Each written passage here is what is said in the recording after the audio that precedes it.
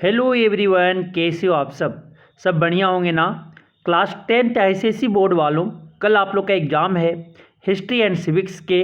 तो चलिए यहाँ पे इम्पॉर्टेंट हम 16 इम्पॉर्टेंट एमसीक्यू क्वेश्चंस करते हैं जो आने वाले एग्ज़ाम के लिए इम्पॉर्टेंट है। तो पहला क्वेश्चन यहाँ पे आपका दिख रहा हुआ है एमसीक्यू। क्या बोला गया कि identify the exclusive power of Rajya Sabha. तो पी जो है can introduce a new all India service. Q जो बोला गया can impeach the president. R जो है आपका जो है कि can never be dissolved as a whole. S जो है can introduce a money bill.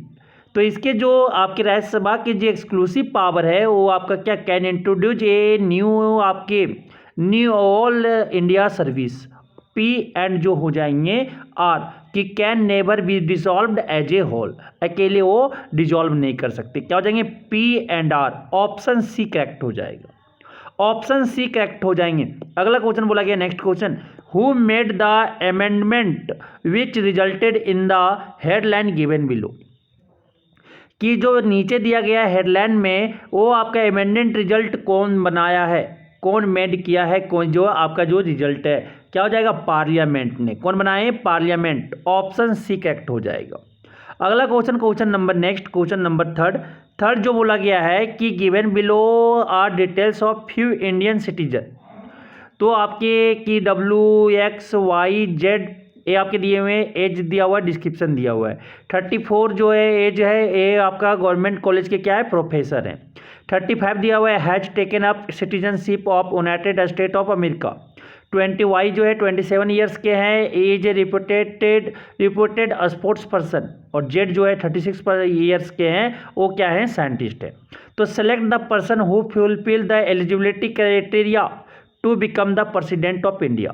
India के प्रेसिडेंट होने के लिए कौन एलिजिबिलिटी क्राइटेरिया फुलफिल कर रहे हैं। तो ऑप्शन डी 30 से एबव होना चाहिए और इंडियन सिटीजन होना चाहिए। 35 से एबव होना चाहिए और क्या होना चाहिए इंडियन सिटीजन होना चाहिए। कौन फुलफिल कर रहा है ऑप्शन डी हो जाएगा जेड। ऑप्शन डी हो जाएंगे जेड। अगला क्वेश्चन बोला गया नेक्स्ट क्वेश्चन नंबर आपका 4 कि observe the given picture in case of similar unruly situation in the Lok Sabha choose the action that may be taken by the speaker. Speaker यहाँ पे क्या लेंगे कि adjourn the house for lack of discipline. वो adjourn करेंगे कि अगर lack of क्या लड़ रहे ना तो ये आपका डिसिप्लिन को लेक के लिए क्या हाउस को एडजर्न करेंगे। कौन एडजर्न करेंगे वो आपका जो एडजर्न करेंगे कौन ये आपका करेंगे स्पीकर। ऑप्शन सी करेक्ट हो जाएगा।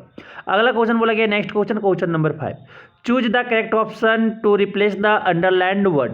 The union minister are collectively responsible to the prime minister. उसे हम क्या बोलेंगे लोकसभा बोलेंगे। ऑप्शन ए करेक्ट हो जाएगा लोकसभा। अगला क्वेश्चन बोला गया नेक्स्ट क्वेश्चन नंबर 6 कि आपके resident of Jodhpur X and Y got married in the year 2014 after 4 months of wedlock petty family issues and argument resulted in their separation for 6 years. The matter was placed before the bench of Lok Adalat Family Court, Jodhpur, wherein all efforts were made to reunite the family again.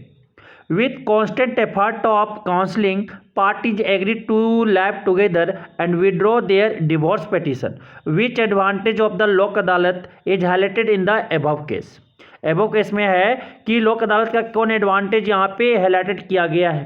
क्या हो जाएंगे बता सकते क्या works on the spirit of compromise. Works on the spirit of compromise. Option C correct हो जाएंगे। अगला question बोला गया नेक्स्ट क्वेश्चन नंबर 7 एसर्शन क्या है Indian National Congress was formed in 1885। कि इंडियन नेशनल कांग्रेस जो है INC वो कब बना है 1885 में।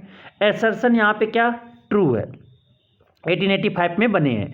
The main aim of Indian National Congress at its inception was to demand complete independence for India. ये आपका रीजन जो है वो गलत है। क्या हो जाएंगे आपका assertion is true and reason is false. Option A correct हो जाएगा। 7 का ऑप्शन ए करेक्ट हो जाएगा। अगला क्वेश्चन बोला गया नेक्स्ट क्वेश्चन नंबर 8 चलता हूँ। क्या बोला गया कि identify the option which shows the correct chronology of the following event। पहला डांडी मार्च, दूसरा सेकेंड राउंड टेबल कॉन्फ्रेंस और तीसरा साइमन कमीशन। तो ये क्या करना है कि करेक्ट क्रोनोलॉजी में अरेंज करना है इवेंट को। तो क्या हो जाएंगे, सबसे पहले साइमन कमीशन, फिर क्या हो जाएंगे डांडी मार्च, फिर क्या हो जाएगा सेकेंड राउंड टेबल कन्फ्रेंसन। 3-1-2 कोई दिखा, ऑप्शन आपका ए हो जाएगा। अगला क्वेश्चन बोला गया, next question, question number 9, the area in which Anand stage has had no water supply for 3 days in spite of repeated complaint, the resident have a meeting and discuss a few method to resolve this problem, being a follower of the belief and method of the early nationalists, which of the following method is Anand not likely to approve?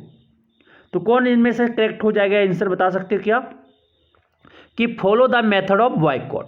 Boycott के method को क्या करना चाहिए, उन्हें follow करना चाहिए। Option B correct हो जाएगा।